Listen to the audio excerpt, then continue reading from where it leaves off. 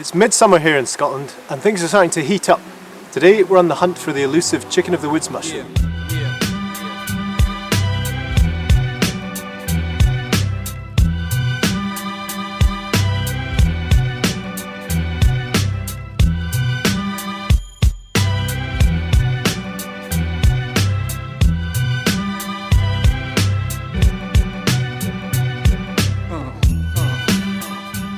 Here we have two amazing specimens of the chicken of the woods mushroom.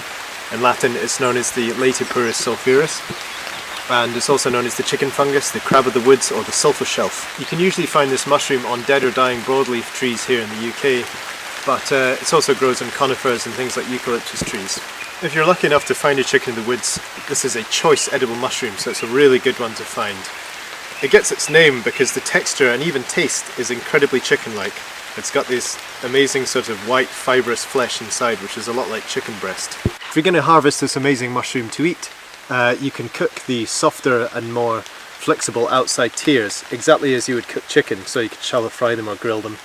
Towards the centre of the polypore it becomes a little bit more chitinous. The cell membrane structure in the mushroom becomes a lot tougher, therefore it's a little bit harder to digest, so you might want to save parts like that for soups and stocks. Chicken of the woods is a really nutritious mushroom. In about 100 grams of this stuff you'll find 10 to 14% of it will be protein, about 70% carbs, 3% fat and 6% fibre. Chicken of the woods is also a really good source of vitamin C, vitamin A and potassium. If it's your first time eating this delicious mushroom, make sure you start off small and only a small bit and see how you get on with it. As with any wild mushroom, make sure you cook it thoroughly. There's a few caveats with chicken of the woods where people have experienced things like swollen lips, upset stomachs, dizziness or even disorientation. I believe there was even a report of a 6-year-old girl in the 80s hallucinating after nibbling on one of these raw mushrooms. However, it seems like the more troublesome varieties will grow on things like hemlock and eucalyptus, not oak like we have here or the other broadleaves. So the particular features of this polypore: it erupts out the tree with no stem. It has the sulphurous yellow pores on the bottom. It has a flat cap which is orange or gradients into yellow, and the smell quite distinct, quite pleasant, a little bit like dried garlic powder or dried onions.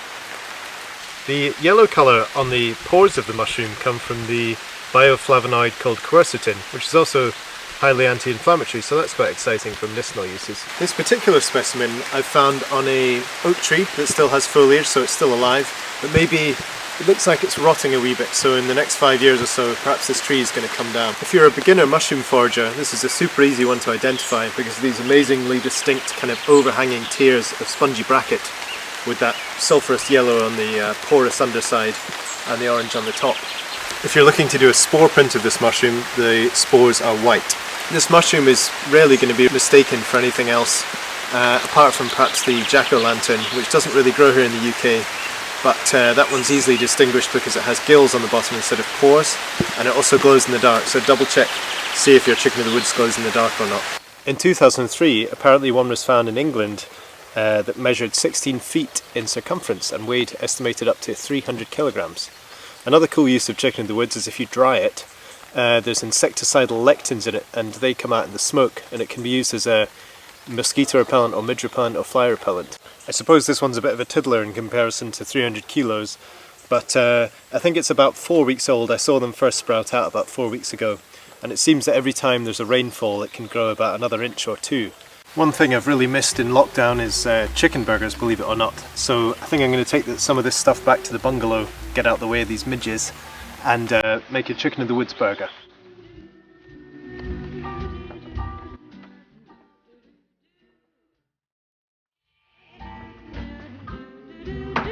Before I go ahead and cook my chicken burger of the woods, I thought I'd discuss some of the interesting medicinal and biological effects of this mushroom. It's been really well studied over the last 40 years, and one of the first studies by Kang et al. Revealed that a specialised cancer in mice and rats, sarcoma 180, was heavily suppressed by hot water extractions of this mushroom, which is really interesting. In 2005 there was a study by Yoshito Shiono et al. Which revealed that chicken of the woods had a gastroprotective effect. They induced ulcers in mice with a diet of aspirin and ethanol, which sounds pretty horrible, and then they found out that the iburicoic acid contained within the chicken of the woods actually had a sort of gastric protective effect and also inhibited tumour growth in the mice. There's another really interesting study in 2014 by Giovanna Petrovic et al. Which revealed some more cancer-busting effects. They discovered that the polysaccharides contained within this mushroom had a anti-tumour proliferative effect in human cell lines, so that's really promising. They also found out that it was a very strong antimicrobial and antioxidant, so it could be used in terms of preserving food. However, the kind of bacteria that it busts, which are the candida and the gram-positive bacteria, are also found heavily in things like sauerkraut and kimchi, so this wouldn't be a good one to add to your pickle. If you're keen on using this mushroom for its medicinal benefits, it can be thinly sliced and dried and then made into tinctures and hot water extractions and that sort of thing. But I'm going to go ahead now and make my chicken burger of the woods. It's been really tricky to get bread and yeast in lockdown, so I've taken to making a lot of sourdough. For my chicken of the woods burger, I think I'm going to make a sourdough burger bun and hopefully it'll be really good with it.